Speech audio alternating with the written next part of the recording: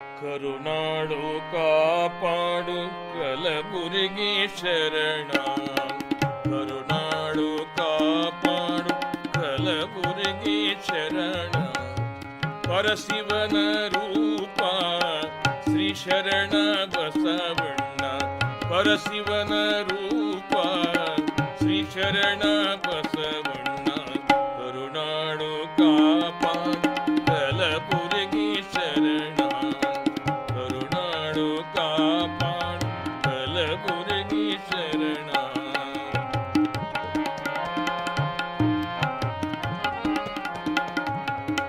ಬಂಜೆಯರ ಬಾಳ್ವೆಯನು ಬಂಗಾರಗೊಳಿಸಿದವನೇ, ರಂಜಿಸುವ ರಾಜ ತೇಜ ಸಂತಾನ ತೇಜ.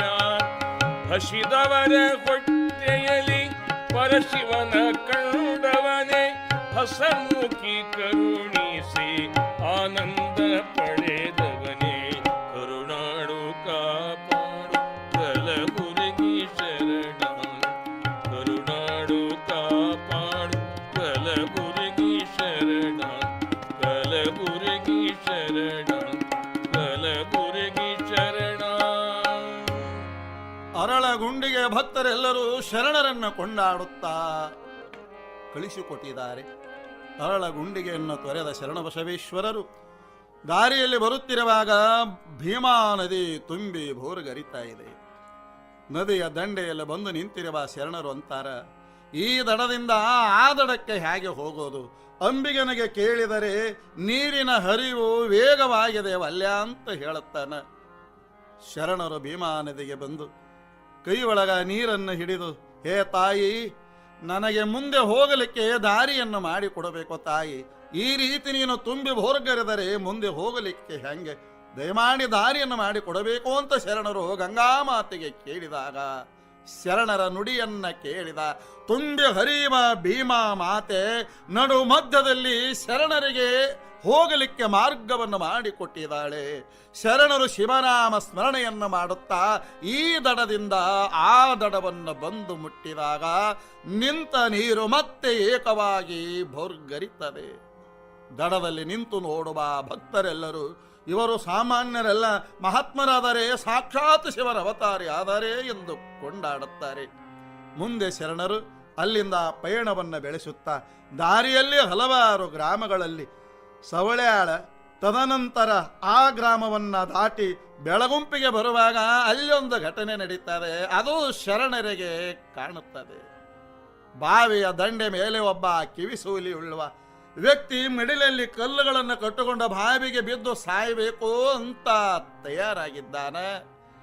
ಶರಣರು ಓಡಿ ಬಂದು ಬೀಳುವ ವ್ಯಕ್ತಿಗೆ ಕೈಯನ್ನು ಹಿಡಿದು ನಿಲ್ಲಿಸ್ತಾರೆ. ಯಾಕಪ್ಪ, ಮರಣ ಬಾರದನ ಸಾಯಬಾರದಪ್ಪ, ಮಡಿಲಲ್ಲಿ ಕಲ್ಲು ಕಟ್ಟುಕೊಂಡು ಬಾವಿ ಒಳಗ ಆತ್ಮಹತ್ಯೆ ಮಾಡ್ಕೊಂತೀಯಲ್ಲಪ್ಪ, ನಿನಗೇನು ಅಂತ ಕಷ್ಟ ಬಂದದು ಅಂತ ಶರಣರು ಕರುಣೆಯಿಂದ ಕೇಳುತ್ತಿರುವಾಗ ಆ ವ್ಯಕ್ತಿ ಉಡಿ ಒಳಗಿನ ಕಲ್ಲನ್ನು ಕೆಳಗೆ ಒಗೆದು, ಯಪ್ಪ, ಬಹಳ ದಿವಸಗಳಿಂದ ಕಿವಿ ಶೂಲಿಯನ್ನ ನನಗೆ ಬಹಳ ಕಾಡ್ಲಗತ್ತದ್ರಪ್ಪ, ಎಲ್ಲಿ ತೋರಿಸಿದರೂ ಗುಣವಾಗಲಿಲ್ಲ, ಜೀವವೇ ಬೇಸರಾಗಿ ನಾನು ಸಾಯುವುದಕ್ಕೆ ಸಿದ್ಧನಾಗಿನಿ ಎಂದಾಗ ಕರುಣಾಮಯ ಮೂರ್ತಿಯಾದ ಶರಣರು ಹೇಳುತ್ತಾರೆ, ನೋಡಪ್ಪ, ಬರೋದು ಎಲ್ಲ ಬಾರದು, ಬಪ್ಪದು ಬಪ್ಪದು ತಪ್ಪದು.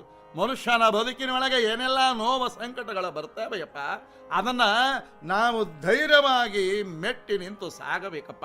ಬಾಯಿಲಿ ಅಂತ ಕರೆದು ಕಿವಿ ಒಳಗ ಪಂಚಾಕ್ಷರಿ ಮಹಾಮಂತ್ರವನ್ನ ನುಡಿದು ಓದುತ್ತಾರೆ. ವಿಭೂತಿಯನ್ನು ಧರಿಸಿದರು. ಬಹಳ ದಿನಗಳಿಂದ ನೋವು ಕಾಡುವ ನೋವು ತಕ್ಷಣದೊಳಗನೆ ಕಿವಿಶೂಲಿ ಶಾಂತವಾಗಿತ್ತು. ಮತ್ತೊಮ್ಮೆ ಹುಟ್ಟಿ ಬಂದಂಗ ಆಗ್ಯಾದ ವ್ಯಕ್ತಿಗೆ ಆನಂದವಾಗ್ಯಾದ, ಹರುಷವಾಗ್ಯಾದ.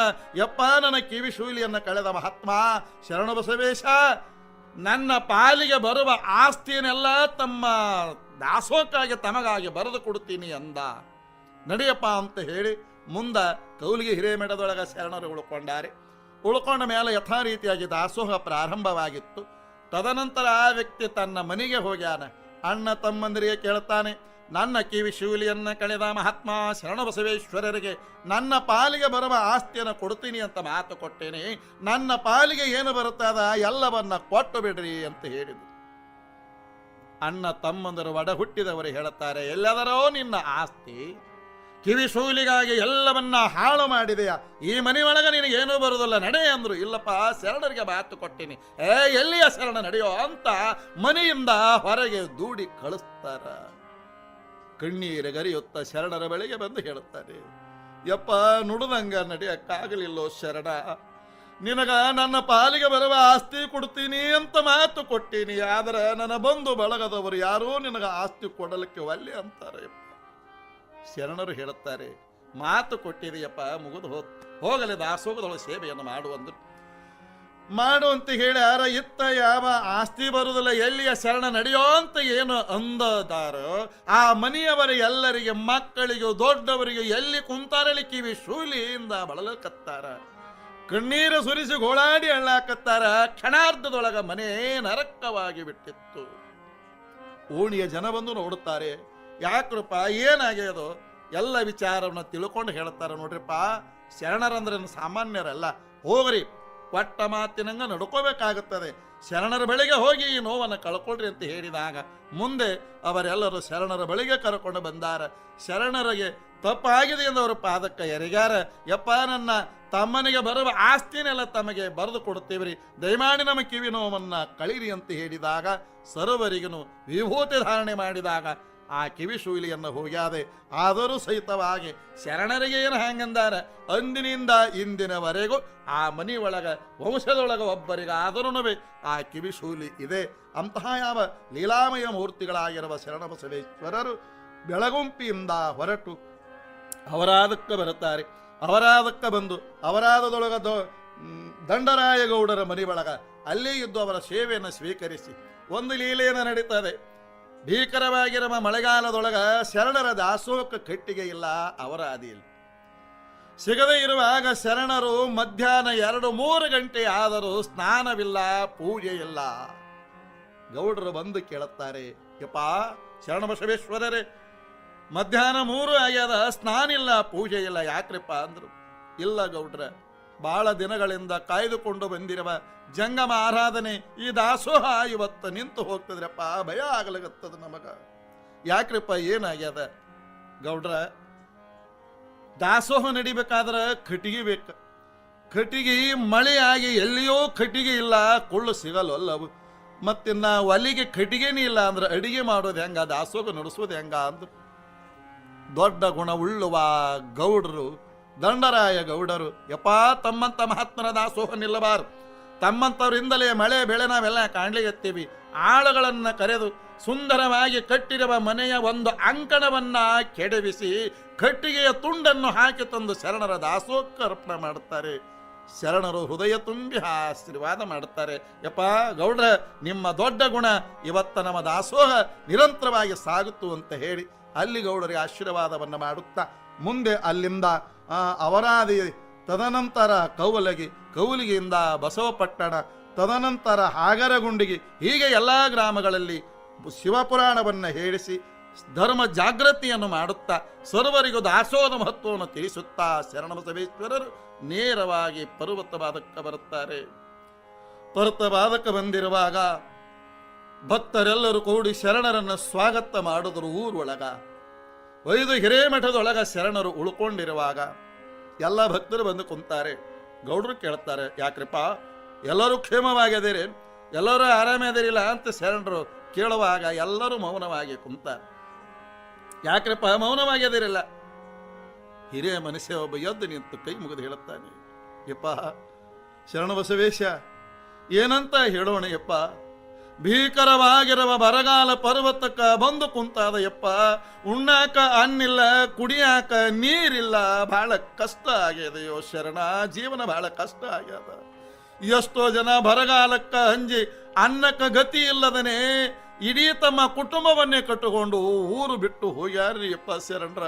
ಏನು ಹೇಳೋಣ, ದಿನನಿತ್ಯದ ಜೀವನ ಕಳೆಯುವುದೇ ಬಹಳ ಕಷ್ಟವಾಗಿದೆ ಅಂತ ಕಣ್ಣೀರು ತೆಗೆದು ಹೇಳುವಾಗ ಕರುಣಾಮಯ ಮೂರ್ತಿ ಆಗಿರುವ ಶರಣರು ಅಂತಾರ, ಯಪ್ಪ ಯಾರೋ ಅನ್ನಿಲ್ಲದೆ ಇರಬಾರದ್ರಿಪ್ಪ, ಇಂದಿನಿಂದ ಯಾರೂ ನೀವು ಚಿಂತೆ ಮಾಡಬೇಡ್ರಿ, ಇಲ್ಲೇ ದಾಸೋಹ ಪ್ರಾರಂಭವಾಗುತ್ತದ, ತಾವೆಲ್ಲರೂ ಪ್ರತಿನಿತ್ಯಲು ದಾಸೋಹದೊಳಗಡೆ ಪ್ರಸಾದ ಮಾಡಿ ಇಲ್ಲೇ ಇರಬೇಕು ಅಂತ ಅಪ್ಪಣೆ ಮಾಡುತ್ತಾರೆ. ತಡ ಮಾಡದನೆ ಶರಣರು 2 ಚೀಲ ಜೋಳವನ್ನು ಸಾಲವಾಗಿ ತಂದಾರ. 500 ರೂಪಾಯಿಗಳನ್ನು ಸಾಲವಾಗಿ ತಂದಾರ. ತಂದು ದಾಸೋಹವನ್ನು ಪ್ರಾರಂಭ ಮಾಡಿದರು. ನಿತ್ಯಲೋ ದಾಸೋಹ, ಲಿಂಗಾರ್ಚನೆ, ಜಂಗಮಾರಾಧನೆ, ಶಿವಾನುಭವ ಚಿಂತನೆ ಒಳಗ ಕಾಲ ಕಳೆಯುತ್ತಿರುವಂಥ ಪ್ರಸಂಗದಲ್ಲಿ ಆ ಗ್ರಾಮದ ಜನತೆ ಇಂತಹ ಬರಗಾಲದೊಳಗೆ ಶರಣರು ಬಂದು ದಾಸೋಹ ನಡೆಸ್ಯಾರಂದ್ರೆ ಇವರಿಗೆ ಏನಂತ ಬಿರುದು ಕೊಡೋಣ ಅಂದ್ರೆ, ಯಪ್ಪ ಶರಣ ನೀ ಸಾಮಾನ್ಯನಲ್ಲೋ, ಬರಗಾಲದ ಬಂಟ ಅಂತ ಶರಣರನ್ನ ಕೊಂಡಾಡಿತು ಪರ್ವತವಾದದ ಜನತೆ. ಹೀಗೆ ದಿನಗಳ ಕಾಲ ಕಳೆಯುವಾಗ ಕಲಬುರಗಿ ನಗರದಿಂದ ಮಹಾಶೋಭಕ್ತರಾಗಿರುವಂತಹ ಯಾವ ದೊಡ್ಡಪ್ಪ ಗೌಡರು ಜ್ವಾಳದ ವ್ಯಾಪಾರವನ್ನು ಮಾಡುತ್ತಾ ಬಂಡಿ ಒಳಗ ಜ್ವಾಳದ ಚೀಲನ್ನ ಹಾಕಿಕೊಂಡು ಹಳ್ಳಿಗಳಿಗೆ ವ್ಯಾಪಾರ ಮಾಡುವ ಗೌಡರು ಪರ್ವತ ಪಾದಕ್ಕೆ ಬರುತ್ತಿದ್ದರು.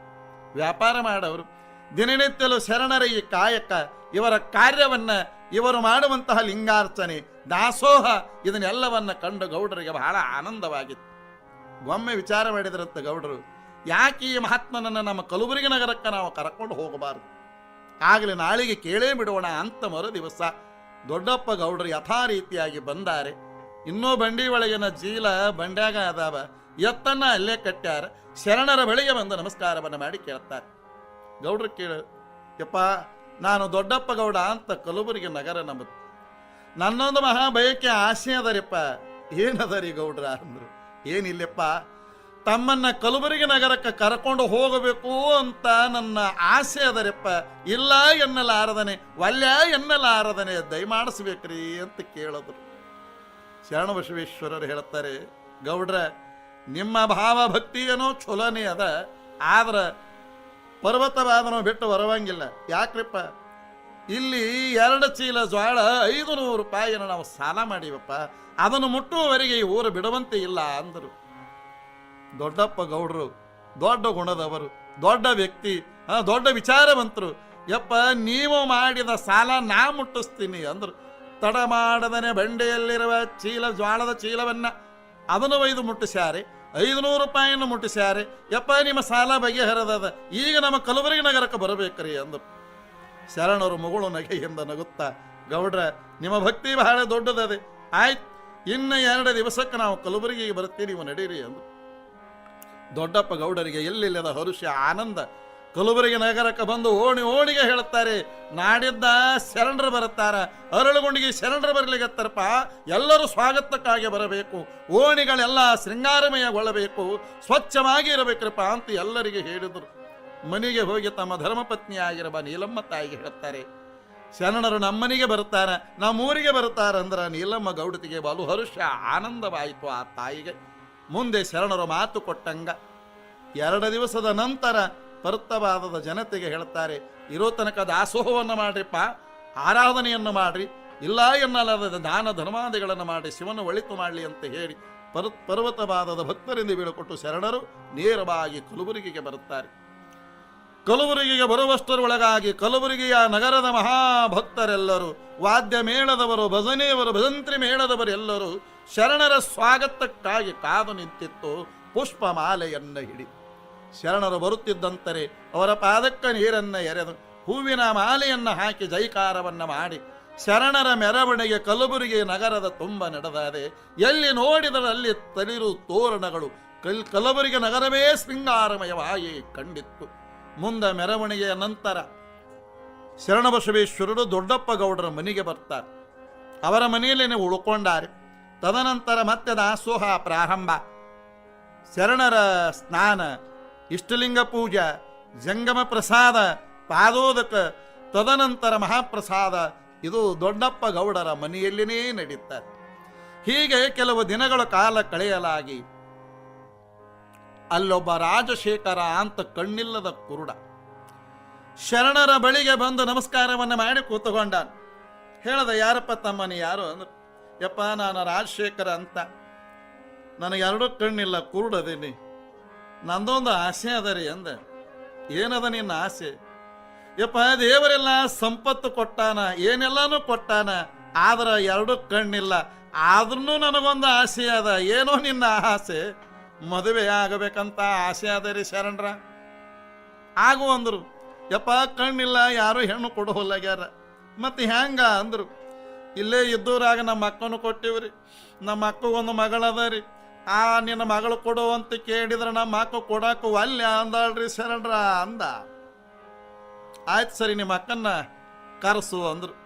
ಅಲ್ಲೇ ಇದ್ದವ್ರು ಓಡಿ ಹೋಗಿ ಇಲ್ಲ ಶರಣರ ಕರೆಯಕತ್ತಾರ ಅಂತ ಹೇಳಿ ಕರ್ಕೊಂಡು ಬಂದರು. ಬಂದು ನಮಸ್ಕಾರ ಮಾಡಿ ಮುಂದೆ ಕುಂತಾಳೆ. ಯಾಕ್ರಿಯಪ್ಪ ಶರಣರ, ಯಾಕೆ ಕರೆ ಕಳಿಸಿರಂತಲ್ರಿ? ಯಾಕ? ಇವ ನಿಮ್ಮ ತಮ್ಮ ಅಂತಲ್ಲವ? ಹೌದ್ರಿಪ್ಪ ನಮ್ಮ ತಮ್ಮರಿ, ಚಲೋ ಅದನ, ಶ್ರೀಮಂತದನಂತಲ್ಲ. ಹೌದ್ರಿಪ್ಪ, ಭಾಳ ಚಂದ ಅದ್ರಿ, ಎಲ್ಲ ತ್ವಾಟ ಗೀಟ ಎಲ್ಲ ಭಾಳ ಚಂದ ಅದರಿಪ್ಪ ಅಂದರು. ಮತ್ತವ ಲಗ್ನ ಆಗ್ಬೇಕಂತ ಮಾಡ್ಯಾನ. ಹೌದ್ರಿಪ್ಪ, ಲಗ್ನ ಆಗ್ಬೇಕಂತ ಮಾಡ್ಯಾನ್ರಿ, ಇನ್ನೂ ಹೆಣ್ಣು ಸಿಕ್ಕಿಲ್ರಿ. ಅಲ್ಲವಾ, ಒಡ ಹುಟ್ಟಿದ ಅಕ್ಕನಿ ನಿನಗೊಂದು ಮಗಳದ, ನಿನ್ನ ಮಗಳನ್ನು ಕೊಟ್ಟು ಮದುವೆ ಮಾಡು, ಎಲ್ಲ ಬಹಳ ಚಲೋ ಆಗ್ತದ, ಒಳ್ಳೇದ ಆಗ್ತದ ಅಂದ್ರು ಶರಣರು. ಈ ಮಾತು ಕೇಳಿದ ಹೆಣ್ಮಗಳ ಸಿಟ್ಟು ಯಾದ ಯಾನ, ಯಪ್ಪ ಏ ಶರಣಪ್ಪ, ಏನು ಹೇಳಾಗತ್ತಿ ನೀನು? ಬಂಗಾರದಂಥ ಮಗಳನ್ನ ಕಣ್ಣಿಲ್ಲದಿ ನನ್ನ ತಮ್ಮ ಆದ್ರೆ ಕಣ್ಣಿಂದ ನಾ ಯಾಕೆ ಕೊಡ್ಲಿ? ನಾ ಕೊಡಂಗಿಲ್ಲ, ಏನೋ ಹೇಳ್ತಾರಂತ ಕರೆ ಕಳಿಸಿದ್ರೆ ನನ್ನ ಮಗಳನ್ನು ಕೊಡು ಅಂತ ಹೇಳ್ತೇನು? ನೀ ಅಂತ ಶರಣ ಅನ್ಕೊಂತ ಮನೆಗೆ ಹೋಗ್ಯಾಳ. ಮನೆಗೆ ಹೋಗಿ ಬೈಕೊಂತ ಮನೆಗೆ ಹೋಗದ್ರಾಗನ ಮನೆಯೊಳಗೆ ಏನು ಘಟನೆ ಆಗ್ಯಾದ, ಎಲ್ಲಿ ಕುಂತಾಳ ಅಲ್ಲೇ ಮಗಳಿಗೆ 2 ಕಣ್ಣು ಹೋಗ್ಯಾವ. ತಂಗಿ ಅಂತಾಳ, ಎದ್ದು ನಿಂತು ಗಾಡಿ ಕೈ ಹಿಡ್ಕೊಂಡು ಬರಕತ್ತಾಳ. ಯಾಕ ತಂಗಿ ಹಿಂಗ್ಯಾಕ? ಇಲ್ಲ ಯವ್ವ, ನನಗೆ 2 ಕಣ್ಣು ಹೋಗ್ಯಾವ ಅಂದಳು. ಮಗಳು 2 ಕಣ್ಣು ಹೋಗ್ಯಾವ ಅಂದಾಗ ನಿಂತ್ಕೊಂಡು ಹೆಣ್ಣುಮಗಳು ಕುಸದ ನೆಲಕ್ಕೆ ಕುಂತಾಳೆ. ಎಂಥ ತಪ್ಪು ಮಾಡಿದ್ನೆಲ್ಲ ನಾನು. ಯಪ್ಪ ಶರಣ, ನಿನಗೆ ಹಿಂಗೆ ಅಂದಿದ್ದು ತಪ್ಪಾಗ್ಯದು ಅಂದು ಹೊಳ್ಳಿ ಮತ್ತೆ ಶರಣರಂತೇಳಿ ಬಂದು ಉದ್ದಕ್ಕೆ ನಮಸ್ಕಾರ ಮಾಡ್ಯಾಳ. ಯಪ್ಪ, ನಾ ಹಂಗದ ತಪ್ಪಾಗ್ಯದ್ರಿ ಶರಣರ, ನಾ ಹಂಗೆ ಅನ್ಬಾರ್ದಾಗಿತ್ರಿ. ನನ್ನ ಮಗಳಿಗೆ 2 ಕಣ್ಣು ಹೋಗ್ಯಾವ್ರಿ ಶರಣರ, ನೀವು ಹೇಳ್ದಂಗ ನನ್ನ ತಮ್ಮಗ ಕೊಟ್ಟು ಮದುವೆ ಮಾಡ್ತೀನಿ, ಕ್ಷಮಾ ಮಾಡ್ರಿ ಯಪ್ಪ, ಕ್ಷಮಾ ಮಾಡ್ರಿ ಅಂತ ಪಾದಕ್ಕೆ ಬಿದ್ದು. ಅವಾಗ ಶರಣರು ಹೇಳ್ತಾರ, ನೋಡವ ಲಗ್ನ ಆಗಮ ನಿಮ್ಮ ತಮ್ಮಗ ಕೇಳು. ಹ್ಞೂ ಅಂದ್ರ ಲಗ್ನ ಮಾಡು, ನಾ ಏನು ಬ್ಯಾಡ ಅನ್ನಂಗಿಲ್ಲ. ಅವಾಗ ತಮ್ಮ ಕೇಳಿದ್ರು, ತಮ್ಮ ಮಗಳನ್ನ ಕೊಟ್ಟು ಲಗ್ನ ಮಾಡ್ತೀನಿ, ಲಗ್ನ ಆಗು. ಅವಾಗ ಅವ ರಾಜಶೇಖರ್ ಅಂತಾನೆ, ನನಗೂ ಕಣ್ಣಿಲ್ಲ, ನಿನ್ನ ಮಗಳಿಗೂ ಕಣ್ಣಿಲ್ಲ, ನಾ ಹೆಂಗ ನಾ ಮದುವೆ ಆಗಲಿ, ನಾ ವಲ್ಯ ಅಂದ. ವಲ್ಯ ಅಂದಾಗ ಹೆಣ್ಮಗಳು ಕಣ್ಣೀರು ತೆಗೆದು ಶರಣರ ಮುಂದೆ ಕುಂತ ಕತ್ತಾಳ. ಯಪ್ಪ ನೀವ ಹೇಳ್ರಿ ಶರಣರ ಅಂದ್ರು. ಅವಾಗ ಶರಣರು ಹೇಳ್ತಾರೆ, ವಲ್ಯ ಅನ್ಬೇಡಪ್ಪ, ಅಕ್ಕನ ಮಗಳನ್ನು ನೀ ಮದುವೆ ಆಗು, ನಿನಗೆ ಒಳ್ಳೇದಾಗತ್ತೆ ಅಂತ ಹೇಳಿದರು. ಮುಂದೆ ಶುಭ ಮುಹೂರ್ತದಂದು ಮದುವೆ, ಮಾಂಗಲ್ಯ ಧಾರಣ, ಅಕ್ಷತೆಗೆ ಶರಣರಲ್ಲಿಗೆ ದಯಮಾಡಿಸಿ ಅಕ್ಷತೆಯನ್ನ ಇಬ್ಬರ ತಲೆಯ ಮೇಲೆ ಹಾಕಿ ಇಬ್ಬರ ತಲೆಯ ಮೇಲಿನ ಹಸ್ತವನ್ನು ಇಟ್ಟಾರ. ಅಲ್ಲಿ ಏನಾಗಿತ್ತು ಅಂದ್ರೆ, ಕಣ್ಣನ್ನ ಕೊಂಡಿರುವ ದಂಪತಿಗಳಿಗೆ ಶರಣರ ಹಸ್ತ ಸ್ಪರ್ಶದಿಂದ ಏಕಕಾಲಕ್ಕನ ಇಬ್ಬರಿಗೂ ಕಣ್ಣುಗಳು ಬಂದಾವ. ಕಣ್ಣು ತೆರೆದು ನೋಡಿದ, ಜಗತ್ತೇ ಅವನಿಗೆ ಬೆಳಕಾಯಿತು. ಜಗತ್ತಿನ ಬೆಳಕನ್ನ ತೋರಿದ ಮಹಾಜ್ಯೋತಿ ಶರಣ ಜ್ಯೋತಿ, ಶರಣ ನೀನೇ ನನ್ನ ಮನೆಯ ದೇವರು ಎಂದು ಹೇಳಿ ಮನೆಯೊಳಗ ಶರಣರ ಹೆಸರಿನಿಂದ ದೀಪವನ್ನು ಹಚ್ಚಿ ಬೆಳೆಯದನಂತೆ. ಇಂತಹ ಯಾವ ಮಹತ್ವಪೂರ್ಣವಾಗಿರುವ ಶರಣರ ಲೀಲೆಗಳು ಒಂದೇ ಎರಡೇ ಅನಂತ ಲೀಲೆಗಳು ಸಾಗುತ್ತಿರುವಾಗ ಒಮ್ಮೆ ಶರಣರ ಸ್ವಪ್ನದಲ್ಲಿ ಶಿವ ದರ್ಶನವನ್ನು ಕೊಟ್ಟು ಹೇಳಿದನಂತೆ, ಶರಣ, ಇಂದಿನಿಂದ ನಿನ್ನ ಬಳಿಗೆ ಬರುವ ಹೋಗೋ ಭಕ್ತರ ಸಂಖ್ಯೆ ಹೆಚ್ಚಾಗ್ತದಪ್ಪ, ದಾಸೋಕ ಹ್ಯಾಂಗ ಮಾಡ್ತಿ ಅಂದರು. ಅವಾಗ ಶರಣರು ಹೇಳುತ್ತಾರ, ಶಿವನೇ ತಾವು ತೋರಿದ ದಾರಿ ಅಂದರು. ಅವಾಗ ಶಿವ ಹೇಳ್ತಾನೆ, ನೋಡು ಶರಣ, ಮಕ್ಕಳಿಲ್ಲದವರು ಯಾರಾದರೂ ನಿನ್ನ ಬಳಿಗೆ ಬಂದರೆ ಹೆಣ್ಣು ಸಂತಾನ ಬಯಸಿ ಬಂದವರಿಗೆ 501, ಗಂಡು ಸಂತಾನ ಬಯಸಿ ಬಂದವರಿಗೆ 1001 ಹೀಗೆ ನೀನು ಕಾಣಿಕೆಯನ್ನು ಮಾಡಿದರ ಅದರಿಂದ ದಾಸೋಹ ನಿರಂತರವಾಗಿ ಸಾಗ್ತದೆ ಎಂದು ಹೇಳಿ ಆಶೀರ್ವಾದವನ್ನು ಮಾಡಿ ಮರೆಯಾದ. ಈ ಸುದ್ದಿ ತಡ ಆಗದೇನೆ ಎಲ್ಲ ಕಲಬುರಗಿ ಸುತ್ತಮುತ್ತಲು ಹಳ್ಳಿಗಳಿಗೆ ಈ ಸುದ್ದಿ ಮುಟ್ಟಿದ ಮೇಲೆ ಮುಂದೆ ವಯೋವೃದ್ಧ ದಂಪತಿಗಳು ಮಕ್ಕಳ ಹಡೆಯುವ ಸೌಭಾಗ್ಯವನ್ನು ಕಳ್ಕೊಂಡಾರ. ದೇವರೆಲ್ಲ ಸಂಪತ್ತು ಕೊಟ್ಟಾನ. ಅಂತಹ ದಂಪತಿಗಳು ಶರಣರ ಬಳಿಗೆ ಕಾಣಿಕೆಯನ್ನು ತಗೊಂಡು ಬಂದು ಶರಣರ ಮುಂದೆ ಕಾಣಿಕೆ ಇಟ್ಟು ನಮಸ್ಕಾರ ಮಾಡಿ ಕೇಳಿದರು, ಯಪ್ಪ ಶರಣ ಬಸವೇಶ, ಮಕ್ಕಳಿಲ್ಲದವರೇ ಮಕ್ಕಳ ಆಶೀರ್ವಾದ ಮಾಡ್ತಿ ಅಂತ. ಖರೇ ಮಕ್ಕಳ ಹಡೆಯುವ ಸೌಭಾಗ್ಯವನ್ನು ನಾವು ಕಳ್ಕೊಂಡು ಬಿಟ್ಟಿವಿರಿಪ್ಪ, ಹ್ಯಾಂಗ ಮಾಡಬೇಕು? ಕಾಣಿಕೆ ತೋಡ್ರಿ, ಒಟ್ಟು ನಮಗೊಂದು ಮಗನ ಕೊಡ್ರಿ. ದೇವರೆಲ್ಲ ಸಂಪತ್ತು ಕೊಟ್ಟಾನ, ವಂಶ ಉದ್ಧಾರಕ ಮಕ್ಕಳಿಲ್ಲೋ ಶರಣ, ಕೃಪೆ ಮಾಡು, ಅನುಗ್ರಹ ಮಾಡು, ಈಗಲೇ ಮಗನನ್ನು ಕೊಟ್ಟು ನಮ್ಮ ವಂಶವನ್ನು ಉಳಿಸು ಎಂದು ಕೇಳುತ್ತಾರೆ. ಮಕ್ಕಳ ಬಯಕೆಯ ಹಂಬಲವನ್ನು ಕಂಡ ಶರಣರು ಆಗಲಿ ತಡಿ ಅಂತ ಹೇಳಿ ತೊಟ್ಟಿಲಲ್ಲಿ ದೊಡ್ಡಪ್ಪ ಗೌಡರ ಮಗ ಶಿಶು ಆಡುತ್ತಿತ್ತು. ಬಂತು. ಶರಣರು ನೇರವಾಗಿ ಹೋಗಿ ನೋಡಿದ್ರು ಆ ಮಗುವಿಗೆ. ಕಂದ, ಇಂದಿನಿಂದ ನೀ ಈ ಮನೆಯ ಮಗನಲ್ಲಪ್ಪ, ಆ ಮಕ್ಕಳ ಬಯಕೆಯ ಬಯಸಿ ಬಂದವರ ಮಗ. ನಡಿ ಎಂದು ತೊಟ್ಟಿಲಲ್ಲಿರುವ ಕೂಸನ್ನ ಎತ್ತುಕೊಂಡು ಬಂದ ದಂಪತಿಗಳ ಉಡಿ ಒಳಗ ಹಾಕ್ಯಾರ. ಇಂದಿನಿಂದ ಇದು ನಿಮ್ಮ ಮಗು, ಹೋಗ್ರಿ, ಈ ಮಗುವನ್ನು ತಗೊಂಡು ನಿಮ್ಮ ಮನೆತನವೇ ಒಳ್ಳೆಯದಾಗತ್ತೆ, ಹೋಗ್ರಿ ಎಂದ್ರು. ಈ ಸನ್ನಿವೇಶವನ್ನ ದೊಡ್ಡಪ್ಪ ಗೌಡರು, ನೀಲಮ್ಮ ತಾಯಿ ನಿಂತು ಕೈ ಮುಕ್ಕೊಂಡು ನೋಡುತ್ತಿದ್ದರು. ತಿರುಗಿ ನೋಡಿದಾಗ ನೀಲಮ್ಮ ತಾಯಿ ಬಂದು ಶರಣರಿಗೆ ಕರಮುಗಿದು ಹೇಳುತ್ತಾಳೆ, ಯಪ್ಪ, ಮಕ್ಕಳಿಲ್ಲ ಎಂದು ಬಂದವರಿಗೆ ನಮ್ಮ ಮಗನನ್ನ ಕೊಟ್ಟಿದಿ ಅಂತ ನಮಗೇನು ದುಃಖ ಇಲ್ಲ, ಚಿಂತೆ ಇಲ್ಲಪ್ಪ. ನಿನ್ನ ಆಶೀರ್ವಾದ ಇದ್ರ ಇಂಥ 10 ಮಕ್ಕಳನ್ನ ಹಡೆಯಬಹುದ್ರಿಯಪ್ಪ ಅಂತ ಕೈ ಮುಗಿದಾಗ ಶರಣರು ಒಂದು ಮಾತು ಹೇಳ್ತಾರ, ತಾಯಿ ನೀ ಯಾಕ ಮಕ್ಕಳು ಹಡೆಯಂಗಿಲ್ಲಮ್ಮ, ನಿನ್ನ ಆ ಮಗು ಅವರಿಗೆ ಕೊಟ್ಟರೇನಾತು, ಇಂದಿನಿಂದ ನೀ ಮನೆಯ ಮಗನಾಗಿ ಯಾವತ್ತಿಗೂ ನಾನು ಇಲ್ಲಿ ಇರ್ತೀನಿ ಅಂತ ಶರಣರು ದೊಡ್ಡಪ್ಪ ಗೌಡ ನೀಲಮ್ಮ ತಾಯಿಗೆ ಹೇಳುತ್ತಾರೆ. ಬಹಳ ಹರುಷ ಆನಂದವಾಯಿತು. ಅಂದಿನಿಂದ ಶರಣರು ಗೌಡರ ಮನೆಯನ್ನು ಬಿಟ್ಟು ಹೋಗಲಿಲ್ಲ, ಅಲ್ಲೇ ಉಳ್ಕೊಂಡಾರೆ. ಹೀಗೆ ಒಂದೇ ಎರಡೇ 10 ಹಲವಾರು ಶರಣರ ಲೀಲೆಗಳು ಕಲಬುರಗಿ ನಗರದೊಳಗ ಜರುಗುತ್ತಾವೆ. ಎಷ್ಟೋ ಜನ ರೋಗದಿಂದ ಬಳಲಿ ಬಂದವರು ರೋಗವನ್ನು ಕಳಕೊಂಡ್ರು. ಬಡತನದಲ್ಲಿ ಬಳಲು ಬಂದವರಿಗೆಲ್ಲರಿಗೂ ಸಂಪತ್ತನ್ನು ದಯಪಾಲಿಸಿದರು. ಒಂದು ಘಟನೆ ನಡೀತದೆ. ಒಬ್ಬ ಬಡಜಂಗಮ ಶರಣರ ಬಳಿಗೆ ಬಂದ. ಯಪ್ಪ, ಮಗಳ ಮದುವೆ ಆದವನು ಶರಣ, ನನಗೊಂದಿಷ್ಟು ಹಣದ ಸಹಾಯ ಮಾಡು ಅಂತ ಕೇಳಿದಾಗ ಶರಣರು ಹೇಳುತ್ತಾರೆ, ಮಗಳ ಮದುವೆ ಕಲ್ಯಾಣದ ಕಾರ್ಯಕ್ಕೆ ಹಣ ಕೇಳಕತ್ತೀಯನಪ್ಪ, ಬಾ ಹೊರಗಡೆ ಹೋಗೋಣ ಬಾ ಅಂತ ಬಂದ ವ್ಯಕ್ತಿಯನ್ನು ಕರ್ಕೊಂಡು ಊರ ಹೊರಗೆ ಹೋಗ್ತಾರ ಶರಣರು. ಊರ ಹೊರಗೆ ನಡ್ಕೊಂತ ಹೋಗುವಾಗ ಅಲ್ಲೊಂದು ಹುತ್ತದ ಹೊರಗಡೆ ಘೋರವಾಗಿರುವ ಘಟ ಸರ್ಪ ಬಂದು ಎಡೆ ಎತ್ತಿ ಆಡುತ್ತಿತ್ತು. ಶರಣರು ಬಂದ ವ್ಯಕ್ತಿಗೆ ಹೇಳ್ತಾರೆ, ನೋಡೋ, ಆ ಸರ್ಪವನ್ನು ಹೋಗಿ ಮುಟ್ಟು ಅಂದರು. ಸರ್ಪವನ್ನು ಹೋಗಿ ಮುಟ್ಟು ಅಂದಾಗ ಅವ ಅಂತಾನೆ, ಏನ್ರಿ ಶರಣಬಸಪ್ಪನವರ, ರೊಕ್ಕ ಇಲ್ಲ ಅಂತ ಅಲ್ಲೇ ಹೇಳಿ ಕಳಿಸಿದ್ರು ಹೋಗ್ತಿದ್ದೆ, ಅಡವಿ ಕರ್ಕೊಂಡು ಬಂದು ಈ ಸರ್ಪದಿಂದ ನನ್ನನ್ನ ಕಚ್ಚಿ ಕೊಲ್ಲಿಸ್ಬೇಕಂತಂದಿರೇನು, ಮಾತಾಡಬೇಡ, ಹೋಗಿ ಮುಟ್ಟು ಅಂದ್ರು. ವಲ್ಯನಾಮ ಹೋಗಿ ಮುಟ್ಟು ಅನ್ನವರು ಇವರ ಧ್ವನಿ ಕೇಳಿ ಸರ್ಪ ಪುನಃ ತಿರುಗಿ ಹುತ್ತದೊಳಗೆ ಹೋಗುವಾಗ ಶರಣರು ಆ ವ್ಯಕ್ತಿಗೆ ದೂಡ್ತಾರ. ಹೋದವನ ಬಾಲದ ಮ್ಯಾಲ ಕೈ ಇಟ್ಟಾನ, ಎಷ್ಟು ಕೈ ಇಟ್ಟಾನ ಅಷ್ಟು ಚಿನ್ನವಾಗಿ ಬಿಟ್ಟಾದ. ಆಗವ ಅಂತಾನ, ಶರಣರ ತಪ್ಪು ಮಾಡಿನ್ರಿ, ಮೊದಲ ಹೋಗಿ ಮುಟ್ಟಿದ್ರ ಇಡೀ ದೊಡ್ಡ ಸರ್ಪ್ ಇತ್ತು, ಹೊರಲಾರ್ದಟ್ಟು ಬಂಗಾರ ಆಗ್ತಿತ್ರಿ ನನಗ ಅಂದ. ಶರಣರು ಹೇಳ್ತಾರೆ, ನೋಡಪ್ಪ, ಶಿವನಿನ ಪಾಲಿಗೆ ಎಷ್ಟು ಕೊಡಬೇಕಾಟ ಕೊಟ್ಟಾನೆ, ತಗೊಂಡು ಹೋಗಿ ಮಗಳ ಮದುವೆಯನ್ನು ಮಾಡು ಅಂತ ಹೇಳ್ತಾರೆ. ಹೀಗೆ ಕರುಣಾಮಯ ಮೂರ್ತಿಗಳಾದ ಶರಣರು ಬಡವ ಬಲ್ಲಿದರು ಎನ್ನದೇನೆ ಸರ್ವೇ ಜನ ಸುಖಿನೋ ಭವಂತು ಹಲವು ಭಕ್ತರನ್ನು ಉದ್ಧಾರ ಮಾಡಿದರು. ಬಂದೇನವಾದನ ದರಗದ ಜಾತ್ರೆಗೆ ಹೋಗಿ ಹಿಂದೂ ಮುಸ್ಲಿಂ ಎನ್ನುವ ಭೇದ ಭಾವವನ್ನು ಅಳಿಸಿ ಎಲ್ಲರಲ್ಲಿಯೂ ಒಂದೇ ಭಾವ ಎನ್ನುವಂಥದ್ದನ್ನು ತುಂಬಿದರು ಶರಣಬಸವೇಶ್ವರರು. ಕುಳ್ಳನ್ನ 1000 ಕುಳ್ಳಿಗೆ ಶರಣಬಸವೇಶ್ವರ ಸಂತಾನ ಸೌಭಾಗ್ಯವನ್ನು ದಯಪಾಲಿಸಿದ ಲೀಲೆ ಪುರಾಣದೊಳಗ ಚರಿತ್ರೆ ಒಳಗ ಒಂದೇ ಎರಡೇ ಶರಣರ ಲೀಲೆಗಳು. ಎಷ್ಟು ಹೇಳಿದರು, ಎಷ್ಟು ಕೊಂಡಾಡಿದರು ಕಡಿಮೆನೆ.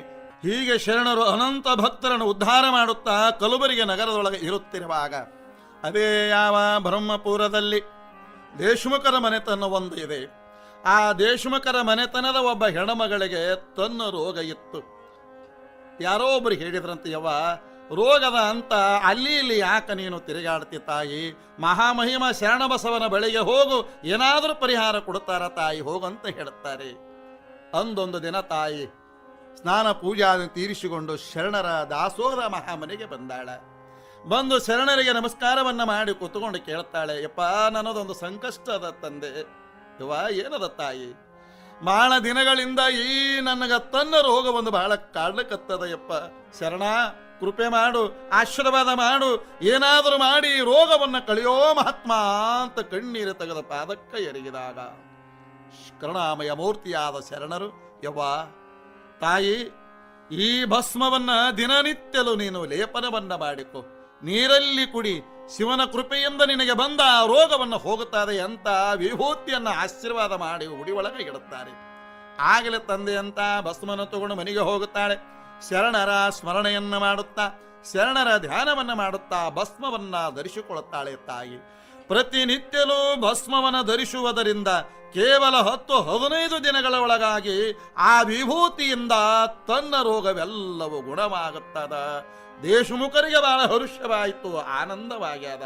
ಆಹಾ ಶರಣ, ಬಂದಂತ ರೋಗ ನೀ ಕಳದಿ ಅಂತಂದ್ರೆ ಮಕ್ಕಳ ಕೊಡುವ ಭಾಗ್ಯನು ಆ ಶಕ್ತಿನೂ ನಿನ್ನಲ್ಲಿ ಅದೇ ಎಂದು ಹೇಳಿ ಆ ದೇಶಮುಖರ ಧರ್ಮ ಪತ್ನಿಯವರು ಶರಣರ ಬಳಿಗೆ ಬಂದು ನಮಸ್ಕಾರವನ್ನು ಮಾಡಿಯಪ್ಪ, ನೀವ ಕೊಟ್ಟ ಭಸ್ಮದಿಂದ ರೋಗ ಗುಣಮುಖವಾಗ್ಯಾದ ತಂದೆ. ಆದರೆ ಮದುವೆಯಾಗಿ ಬಹಳ ವರ್ಷ ಆಗ್ಯದ, ಮಕ್ಕಳಾಗಿಲ್ಲ ಯಪ್ಪ. ಶರಣ, ನೀ ಮಕ್ಕಳ ಆಶೀರ್ವಾದ ಮಾಡಿದೆ ಅಂದ್ರೆ ನಿನಗ ಇರಲಿಕ್ಕೆ ಇದೇ ಯಾವ ಬ್ರಹ್ಮಪುರದೊಳಗೆ ನಿನಗ ಭೂಮಿಯನ್ನು ದಾನವಾಗಿ ಬರೆದು ಕೊಡ್ತೀನಿ ಅಂತ ಪಾದಕ್ಕೆ ನಮಸ್ಕಾರವನ್ನು ಮಾಡಿ ಒಪ್ಪಿಕೊಂತಾಳೆ. ಆಗಲಿ ಬಾ ತಾಯಿ ಎಂದು ಶರಣರು ಜೋಳಿಗೆಯಲ್ಲಿರುವ ಉತ್ತತ್ತಿಯನ್ನು ತೆಗೆದು ತಾಯಿಯ ಉಡಿಯೊಳಗೆ ಇಟ್ಟಿದ್ದು ಪ್ರಸಾದ ಸ್ವೀಕಾರ ಮಾಡ ತಾಯಿ, ನಿನಗೆ ಮಕ್ಕಳಾಗುತ್ತವೆ ಅಂತಾರೆ. ಆಗಲಿ ಎಂದು ಭಕ್ತಿಯಿಂದ ಕೊಟ್ಟ ಪ್ರಸಾದವನ್ನು ತಗೊಂಡು ತಾಯಿ ಮನೆಗೆ ಹೋಗಿ ಭಕ್ತಿಯಿಂದ ಪ್ರಸಾದವನ್ನು ಸ್ವೀಕಾರ ಮಾಡುತ್ತಾಳೆ. ಶರಣರ ಆಶೀರ್ವಾದ ಸುಳ್ಳಾಗಲಿಲ್ಲ. ವರ್ಷ ಅನ್ನೋದರೊಳಗಾಗಿ ಗಂಡು ಮಗುವಿಗೆ ಜನ್ಮವನ್ನು ನೀಡುತ್ತಾಳೆ ಈ ತಾಯಿ. ಶರಣ ನನ್ನ ಮನೆತನವನ್ನೇ ಉದ್ಧಾರ ಮಾಡಿದ ಮಹಾತ್ಮ ಎಂದು ಶರಣರನ್ನು ಕೊಂಡಾಡುತ್ತಾ ಶರಣರಿಗೆ ಮಾತು ಕೊಟ್ಟಂತೆಯೇ ಮುಂದೆ ಆ ತಾಯಿ ಭೂಮಿಯನ್ನ ಪತ್ರದ ಸಮೇತವಾಗಿ ಬರಿಸಿಕೊಂಡು ಮಗುವಿನೊಂದಿಗೆ ಸತಿಪತಿಗಳು ಕೂಡಿ ಶರಣರ ಬಳಿಗೆ ಬಂದು ಶರಣರಿಗೆ ನಮಸ್ಕಾರವನ್ನು ಮಾಡಿಯಪ್ಪ, ಇದು ನಿಮ್ಮ ಆಶೀರ್ವಾದದ ಪ್ರಸಾದ ತಂದೆ. ತಮ್ಮ ಆಶೀರ್ವಾದದಿಂದ ನನ್ನ ವಂಶದ ಕುಡಿ ಇಲ್ಲದೆ ತಮಗೆ ಮಾತು ಕೊಟ್ಟಂತೆಯೇ ಈಗ ಇಲ್ಲಿರುವ ಈ ಬ್ರಹ್ಮಪುರದಲ್ಲಿ ಈ ಭೂಮಿಯನ್ನ ತಮಗೆ ದಾನವಾಗಿ ಬರೆದು ಕೊಟ್ಟಿದ್ದೀನಿ, ತೆಗೆದುಕೊಳ್ಳಂತೆ ಹೇಳಿ ಶರಣರ ಪಾದಕ್ಕೆ ಬರೆಸಿದ ಪತ್ರವನ್ನು ಇಡುತ್ತಾರೆ. ಮುಂದೆ ಶರಣರು ಕೊಟ್ಟಂತ ಪತ್ರವನ್ನು ಸ್ವೀಕಾರ ಮಾಡುತ್ತಾರೆ. ಆಶೀರ್ವಾದವನ್ನು ಪಡ್ಕೊಂಡು ದೇಶಮುಖರು ತಮ್ಮ ಮನೆಗೆ ಅವರು ಹೋದ ಮೇಲೆ ಮುಂದೆ ಶರಣರ ಬಳಿಗೆ ಅನೇಕ ಭಕ್ತರು ಬಂದರು. ಮಕ್ಕಳಿಲ್ಲದವರು ಸಂತಾನ ಭಾಗ್ಯವನ್ನ ಪಡ್ಕೊಂಡು ಹೋಗ್ಯಾರ. ಸರ್ವೇ ಜನ ಸುಖಿನೋ ಭವಂತು. ಸರ್ವರಿಗೆ ಒಳಿತನ್ನ ಮಾಡಿದ ಶರಣ ಬಸವೇಶ್ವರರು ದಾಸೋಹದಲ್ಲಿ ನಿತ್ಯರು ದಾಸೋಹವನ್ನು ಮಾಡುತ್ತಾ ಇರುವಂತಹ ಪ್ರಸಂಗ ದಿನಗಳ ಕಾಲ ಕಳೀತಾ ಬಂದಂಗ ಶರಣರ ಜೀವನದವಲ್ಲ, ಕೊನೆಯದು ಒಂದು ಬಹಳ ಭಕ್ತಪೂರ್ವವಾದ ಘಟನೆ ನಡೀತದೆ. ಶರಣರ ದಾಸೋಹವನ್ನು ಮಾಡಿ ಮುಗಿಸಿ ಕೂತುಕೊಂಡಿರುವಾಗ ವಯೋವೃದ್ಧ ಜಂಗಮ, ದಮ್ಮು ಕೆಮ್ಮಿನಿಂದ ನರಳುವ ಜಂಗಮ, ಕೈ ಒಳಗ ಬೆತ್ತವನ್ನು ಹಿಡಿದ ದೇಹ ನಡಗುತ್ತಿತ್ತು. ಇಂತಹ ಯಾವ ವೃದ್ಧ ಜಂಗಮ ಶರಣರ ಮಹಾಮನೆಗೆ ಬರುತ್ತಾನೆ. ಶರಣಾಂತ ಕೂಗಿದಾಗ ಶರಣರು ಬಂದು ಯಪ್ಪ ಬರೀಯಪ್ಪ ಅಂತ ಕೈ ಹಿಡಿದು ಕರ್ಕೊಂಡು ಹೋಗ್ಯಾರ ಒಳಗ. ನಡ್ರಿಪ್ಪ ಸ್ನಾನ ಪೂಜೆ ಮಾಡಿಕೊಂಡು ಪ್ರಸಾದ ಸ್ವೀಕಾರ ಮಾಡ್ರಿಯಪ್ಪ ಅಂತ ಹೇಳಿದಾಗ ಜಂಗಮ ಮೂರ್ತಿ ಹೇಳ್ತಾನೆ, ಶರಣ ಶರಣ, ನನಗೆ ಯಾವ ಪೂಜೆನೂ ಬೇಡ, ಪ್ರಸಾದನೂ ಬೇಡಪ್ಪ. ಎಲ್ಲರೂ ಇಲ್ಲಿವರೆಗೆ ನಿನ್ನಿಂದ ತಗೊಂಡು ಹೋಗ್ಯಾರೋ, ನಿನಗೆ ಯಾರು ಏನೂ ಕೊಟ್ಟಿಲ್ಲ. ನಾವೊಂದು ವಸ್ತು ಕೊಡಬೇಕಂತ ಬಂದೀನಿ. ಶರಣ, ಇಲ್ಲ ಅನ್ನಬೇಡೋ, ಇಲ್ಲ ಎನ್ನಲಾರದನೆ ತಗೊಂತೀನಿ ಅಂತ ಹೇಳೋ. ಯಪ್ಪ ಏನದು? ಇಲ್ಲ ನೀ ತಗೊಳ್ಳೇಬೇಕು. ಏನು ಹೇಳುತ್ತಂದೆ ಅಂದ. ಬಹಳ ದಿನಗಳಿಂದ ಈ ಕೆಮ್ಮು ದಮ್ಮು ನನ್ನ ದೇಹದೊಳಗೆ ಹೊಕ್ಕ ಬಹಳ ಕಾಡ್ಲಕ್ಕತ್ತದು ಶರಣ. ಇದು ಒಂದು ನೀ ತಗೊಂಡಿ ಅಂದ್ರೆ ನಾ ಬಹಳ ಆರಾಮಿರ್ತೀನೋ ಶರಣ, ವಾಲ್ಯ ಅನ್ನಬೇಡೋ ಅಂದ. ಮಹಾಜ್ಞಾನಿ ಶರಣ ಬಸವೇಶ್ವರರಿಗೆ ಗೊತ್ತಾತು, ನಾ ಬಂದ ದಿನ ಮುಗುದಾದೆ, ಶಿವನೇ ಈ ರೂಪದೊಳಗೆ ಬಂದು ನನಗೆ ಎಚ್ಚರಿಸಲಿಕ್ಕತ್ತಾನೆ. ಆಗಲಿ ಯಪ್ಪ, ನಿಮ್ಮ ಸಂತೋಷನೇ ನನ್ನ ಸಂತೋಷ. ಆಗಲಿ, ದಮ್ಮ ಕೆಮ್ಮುಗಳನ್ನು ನನಗೆ ಕೊಟ್ಟು ಬಿಡ್ರಿ ಅಂತ ಜಂಗಮನ ಪಾದಕ್ಕ ಶರಣರು ಎರಗಿದರು. ತಲೆಯ ಮೇಲೆ ಹಸ್ತವನ್ನು ಇಟ್ಟಾರ. ಜಂಗಮನ ದೇಹದೊಳಗಿರುವ ದಮ್ಮು ಕೆಮ್ಮು ಶರಣರ ದೇಹ ಪ್ರವೇಶ ಮಾಡುತ್ತದೆ. ಅವಾಗ ಜಂಗಮ ಅಂತಾನ, ಶರಣಾಹ ಎಷ್ಟು ಆನಂದವಾಗ್ಯದೋ, ಬಹಳ ಸಂತೋಷ ಆಗ್ಯದೋ ಶರಣ. ಈಗ ನಾಯಿನ ಬರ್ತೀನಿ ಅಂತ ಮುಂದೆ ಹೋಗಿ ಅದೃಶ್ಯನಾದ ಜಂಗಮ. ಶರಣರಿಗೆ ಕೆಮ್ಮು ದಮ್ಮು ಪ್ರಾರಂಭವಾಯಿತು. ದೊಡ್ಡಪ್ಪ ಗೌಡರಿಗೆ ಕರೆದಾರ, ನೀಲಮ್ಮ ಗೌಡತಿಯವರಿಗೆ ಕರೆದಾರ. ಯಪ್ಪ ಬರ್ರಿ ಗೌಡ್ರ ಬರ್ರಿ. ಯಾಕ್ರಿ ಯಪ್ಪ, ಯಾಕೆ ಹಿಂಗ್ಯಾಕ? ಇಲ್ಲ ಗೌಡ್ರ, ಶಿವನಪ್ಪಣೆ ಆಗ್ಯದ್ರಪ್ಪ, ನಾವಿನ್ನ ಬಹಳ ದಿವಸ ಇರುವಂಗಿಲ್ಲ. ಬರುವ ಫಾಲ್ಗುಣ ಬಹುಳ ಪಂಚಮಿ ಎಂದು ನಾವು ಶಿವನಲ್ಲಿ ಬೆರಿತೀವಿ ರೀ ಶರಣ. ಶಿವನಪ್ಪಣೆ ಆಗ್ಯಾದಂದಾಗ ದೊಡ್ಡಪ್ಪ ಗೌಡ್ರು ಕಣ್ಣೀರು ಗರದೊಡುತ್ತಾರೆ. ಯಪ್ಪ ಯಾಕೆ ಹಿಂಗೆ ಮಾತಾಡ್ತೀರ? ಹಂಗನ ಬೇಡ್ರಿ. ಇಲ್ಲ, ಶಿವನಪ್ಪಣೆ ಬಂದಾಗ ಯಾರೂ ಇರುವಂತೆ ಇಲ್ಲ ಯಪ್ಪ, ಹೋಗಲೇಬೇಕು. ಈ ನಡೆಯುವ ದಾಸೋಹ, ಈ ಪರಂಪರೆಯನ್ನ ಗೌಡ್ರ ನೀವೇ ನಿಮ್ಮ ಮನೆತನದವರ ಈ ಪರಂಪರೆಯನ್ನು ಮುಂದುವರಿಸಿಕೊಂಡು ಹೋಗ್ರಿ, ದಾಸೋಹವನ್ನ ಸದಾ ಯಾವಾಗಲೂ ನಡೆಸ್ಕೊಂಡು ಹೋಗ್ಬೇಕ್ರಪ್ಪ ಅಂದಾಗ ನೀಲಮ್ಮ ತಾಯಿ ಕಣ್ಣೀರು ಹಾಕ್ತಾಳೆಪ್ಪ. ಶರಣರ ತಾವಿನ್ನ ಇರಬೇಕು ರೀ. ಇಲ್ಲ ತಾಯಿ, ಯಾವ ಜನ್ಮದಲ್ಲಿ ಏನು ಭಾಗ್ಯವೋ ಏನೋ ನನಗೆ ತಾಯಿಯಾಗಿ ಆರೈಕೆ ಮಾಡಿದೆಯವ್ವ. ಈ ನಿನ್ನ ಮನೆತನ, ಈ ವಂಶಸ್ಥರು ಈ ಒಂದು ದಾಸೋಹದ ಪರಂಪರೆಯನ್ನು ಮುಂದುವರಿಸ್ತೀರಿ ಅಂತ ಹೇಳಿ ಸುದ್ದಿ ಜನಗಳಿಗೆ ಗೊತ್ತಾದಾಗ ತಂಡೋಪತಂಡವಾಗಿ ಜನ ಕಲಬುರಗಿ ನಗರಕ್ಕೆ ಹರಿದು ಬಂತು. ಹರಗುರು ಚರಮೂರ್ತಿಗಳು ಬಂದಿದ್ದಾರೆ. ಮುಂದೆ ಪಾಲ್ಗೊಣ ಬಹುಳ ಪಂಚಮಿಯ ದಿನದಂದು ಬೆಳಗಿನ ಜಾವ ಶರಣರು ಸ್ನಾನಕ್ಕೆ ಹೋಗ್ಯಾರ. ಮಡಿಯನ್ನು ಹುಟ್ಟು ಬಂದು ಪೂಜೆಗೆ ಕುಳಿತುಕೊಂಡಾರೆ. ಧ್ವನಿ ನಡುಗುತ್ತಿತ್ತು. ಅದರೊಳಗನೆ ಮಹಾಮಂತ್ರ, ಕೆಮ್ಮು ದಮ್ಮು ಇದೆಲ್ಲವನ್ನು ನಡೆದಾಗ ಅಲ್ಲೇ ಕುಳಿತುಕೊಂಡಿರುವ ದೊಡ್ಡಪ್ಪ ಗೌಡರಿಗೆ ಶರಣರು ಹೇಳ್ತಾರೆ, ಗೌಡ್ರ ಎಲ್ಲಿವರೆಗೂ ದಾಸೋಗದೊಳಗೆ ಈ ಜ್ಯೋತಿ ಬೆಳಗುತ್ತದ ಅಲ್ಲಿವರೆಗೂ ನಾ ಅದೀನಿ ಅಂತ ತಿಳ್ಕೊಡ್ರಿ ಅಂತ ಜ್ಯೋತಿ ಸ್ವರೂಪದೊಳಗ ಮುಂದಿನ ಕುರುಹುವನ್ನು ಶರಣರು ತಿಳಿಸಿ ಮುಂದೆ ನೋಡುವ ನೋಟ ಲಿಂಗದೊಳಗ ಲೀನವಾಗ್ಯಾದೆ. ಶರಣರು ಲಿಂಗೈಕ್ಯರಾಗಿದ್ದಾರೆ. ಶರಣರು ಲಿಂಗೈಕ್ಯರಾದಾಗ ಸುದ್ದಿ ಜನಗಳಿಗೆ ಗೊತ್ತಾದಾಗ ಇಡೀ ಜನವೆಲ್ಲ ಸಾಗರೋಪಾದಿ ಒಳಗ ಕಣ್ಣೀರು ಗರೆದು ಅಳುತ್ತಾ ಇದೆ ಜನತೆ. ಮುಂದೆ ಶರಣರ ದೇಹವನ್ನ ಕಲಬುರಗಿ ನಗರದ ತುಂಬ ಮೆರವಣಿಗೆಯನ್ನು ಮಾಡಿ ಸಿದ್ಧಗೊಂಡಿರುವ ಸಮಾಧಿ ಒಳಗ ಹರಗುರು ಚರಮೂರ್ತಿಗಳ ಪಾದ ಸನ್ನಿಧಾನದಲ್ಲಿ ಭಕ್ತ ಸಮೂಹದ ಎದುರಿಗೆ ಶರಣರ ಒಂದು ಸಮಾಧಿ ಕಾರ್ಯವನ್ನ ಮಾಡಿ ಮುಗಿಸ್ತಾರೆ. ಮುಂದೆ ಶರಣರು ಲಿಂಗೈಕ್ಯರಾದ ಮ್ಯಾಲ 1 ವಾರ ಕಾಲ ಕಳೆದಿರಬಹುದು. ಹುಮನಾಬಾದ ಸಂತೆ ಒಳಗ ಒಬ್ಬ ಭಕ್ತನಿಗೆ ಶರಣರು ದರ್ಶನ ಕೊಡುತ್ತಾರೆ. ಭಕ್ತ ಬಾರಪ್ಪ ಅಂತ ಕರೆದ್ರು. ಅವನಿಗೆ ಗೊತ್ತಿಲ್ಲ ಶರಣರು ಲಿಂಗೈಕ್ಯರಾಗಿತ್ತು. ಯಾಕ್ರಿಪ್ಪ ಶರಣರು ಎಷ್ಟು ದೂರ ಬಂದಿರಲ್ಲಪ್ಪ? ಇಲ್ಲಪ್ಪ ಕೆಲಸ ಇತ್ತು ಬಂದೀವಿ, ನೀನೊಂದು ಕೆಲಸ ಮಾಡಬೇಕು. ಏನ್ರಿಪ್ಪ? ಕಲಬುರಗಿಗೆ ಹೋಗಿ ದೊಡ್ಡಪ್ಪ ಗೌಡ್ರಿಗೆ ಹೇಳು, ನಾವು ಮಲಗುವ ಕೋಣೆ ಒಳಗ ಸರಿಗೆ ಇಟ್ಟು ಬಂದೀವಪ್ಪ, ಆದ್ರೆ ಅದನ್ನ ತಗೊಳ್ಳಿಕ್ಕೆ ನಾವು ಹೇಳಾರ್ದನ ಹಂಗ ಬಂದೀವಿ, ನೀ ಹೋಗಿ ಗೌಡ್ರಿಗೆ ಅದನ್ನ ತಗೊಳ್ಳಿಕ್ಕೆ ಹೇಳ್ಬೇಕು ನೋಡ ಅಂದ್ರು. ಯಾಕಾಗಲ್ಲ ಯಾಕ್ರಿ ಇವತ್ತು ನಾ ಕಲಬುರಗಿಗೆ ಹೋಗ್ತೀನಿ ಅಂತ ಮುಂದೆ ಆ ವ್ಯಕ್ತಿ ಕಲಬುರಗಿಗೆ ಬರುತ್ತಾನೆ. ದೊಡ್ಡಪ್ಪ ಗೌಡ್ರು ಭಕ್ತರು ಎಲ್ಲರೂ ಶರಣರ ಚಿಂತನೆ ಒಳಗ ಕುಂತಿದ್ರು. ನೇರವಾಗಿ ಬಂದ ನಮಸ್ಕಾರ ಮಾಡಿಯಪ್ಪ, ಶರಣರು ಹುಮನಾಬಾದ ಸಂತಿ ಒಳಗ ಭೇಟಿ ಆಗ್ಯಾರ್ರಿ, ಅವ್ರು ಮಲಗೋ ಕೋಣಿ ಒಳಗ ಒಂದು ಸರಿಗೆ ಇಟ್ಟಾರಂತ, ಅದಕ್ಕೆ ತಮಗೆ ತಗೊಳ್ಳಕ್ಕ ಹೇಳಿ ಕಳಿಸ್ಯಾರ ನೋಡ್ರಿ ಅಂದ. ದೊಡ್ಡಪ್ಪ ಗೌಡ್ರು ಹೇಳುತ್ತಾರೆ, ಏನಪ್ಪ ಶರಣರು ನಮ್ಮಿಂದ ಅಗಲಿ ಹಿಂದಿಗೆ 1 ವಾರ ಕಾಲ ಕಳೆದಾದ, ನಿನಗ ಸಂತಿ ಒಳಗ ಭೇಟಿ ಆಗ್ಯಾರಂತ ಹೇಳ್ತೀಯಲ್ಲೋ ಅಂದಾಗ, ಇಲ್ಲ ಯಪ್ಪ ನಾನ್ಯಾಕೆ ಸುಳ್ಳು ಹೇಳಿ, ಶರಣರು ಲಿಂಗೈಕ್ಯರಾದ ಸುದ್ದಿನೇ ನನಗೆ ಗೊತ್ತಿಲ್ಲ ಯಪ್ಪ, ನಾ ಯಾಕೆ ಸುಳ್ಳು ಹೇಳಿ ಅಂತ ಶರಣರ ಸಮಾಧಿಯ ದರ್ಶನ ಪಡ್ಕೊಂಡಾನೆ. ದೊಡ್ಡಪ್ಪ ಗೌಡ್ರು ನೋಡೋಣ ತಡಿ ಅಂತ ಶರಣರ ಮಲಗುವ ಕೋಣೆಯ ಬಾಗಿಲವನ್ನು ತೆರೆದು ನೋಡುತ್ತಾರೆ. ಮಾಡಿನೊಳಗ ಸರಿಗೆ ಇತ್ತು. ಅವಾಗ ಅದನ್ನು ತಗೊಂಡು ಬಂದು ಗೌಡ್ರು ನೆರೆದ ಭಕ್ತರಿಗೆ ಹೇಳ್ತಾರೆ, ಇಲ್ಲಪ್ಪ ಶರಣರ ದೇಹ ಮಾತ್ರ ನಮ್ಮ ಕಣ್ಣಿಂದ ಮರೆಯಾಗ್ಯದ.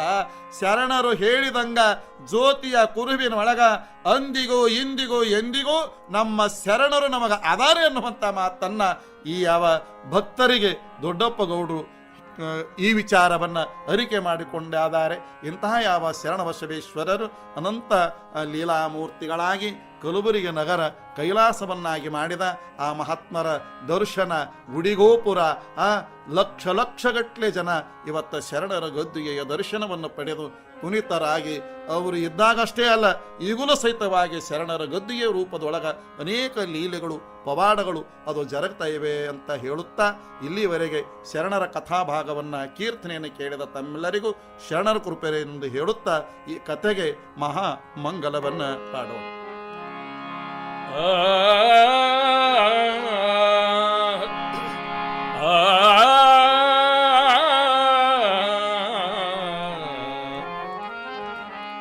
ಬೆಳಗನೆ ಬೆಳಗುವೆ, ಬೆಳಗನೆ ಬೆಳಗುವೆ, ಕಂಗಳ ರುಚಿಯತ್ತಿ ಮಂಗಳ ಕಾಡುವೆ, ಕಂಗಳ ರುಚಿಯತ್ತಿ ಮಂಗಳ ಕಾಡುವೆ, ಶರಣ ಬಸವರಾಜಗೆ, ಶರಣ ಬಸವರಾಜಗೆ, ಬೆಳಗನೆ ಬೆಳಗುವೆ, ಬೆಳಗನೆ ಬೆಳಗುವೆ, ಅಂಗವನೆ ಕಂಗಳವ ಮಾಡಿ, ಅಂಗವನೆ ಕಂಗಳವ ಮಾಡಿ ಪ್ರಾಣವನೆ ಎಣ್ಣೆಯ ಮಾಡಿ ಪ್ರಾಣವನೆ ಎಣ್ಣೆಯ ಮಾಡಿ ಮನವೇ ಭಕ್ತಿಯ ಮಾಡಿ ಮನವೇ ಭಕ್ತಿಯ ಮಾಡಿ ಆತ್ಮ ಪ್ರಕಾಶದ ಅರುವಿನಲಿ ಆತ್ಮ ಪ್ರಕಾಶದ ಅರುವಿನಲಿ ಪರಮಾತ್ಮ ನೆನೆಸಿದ ಮಹಾದಾಸೋಹಿ ಪರಮಾತ್ಮ ನೆನೆಸಿದ ಮಹಾದಾಸೋಹಿ ಶರಣ ಬಸವರಾಜಗೆ ಶರಣ ಬಸವರಾಜಗೆ ಬೆಳಗನೆ ಬೆಳಗುವೆ ಬೆಳಗನೆ ಬೆಳಗುವೆ ಬೆಳಗಿ ಬೆಳಗಾಗಲು ಬೆಳಗಿ ಬೆಳಗಾಗಲು ಬೆಳಗನೆ ಬೆಳಗುವೆ ಬೆಳಗನೆ ಬೆಳಗು ಬೆಳಗನೆ ಬೆಳಗು ಬೆಳಗನೆ ಬೆಳಗುವೆ ಸಾಂಬದೇನೋ ಪಾರ್ವತೀಶ್ವರರ ಮಹಾದೇ ಸಾಧು ಶರಣ ಬಸವೇಶ್ವರ ಮಹಾರಾಜ್ ಕಿ ಜೈ ದೊಡ್ಡಪಪ್ಪ ಮಹಾರಾಜ್ ಕಿ ಜೈ ಸಕಲ ಸಾಧು ಸಂತ ಮಹಾರಾಜ್ ಕಿ ಜೈ ಸಾಂಬದೇನ ಪಾರ್ವತೀಶ್ವರ ಮಹಾದೇವ.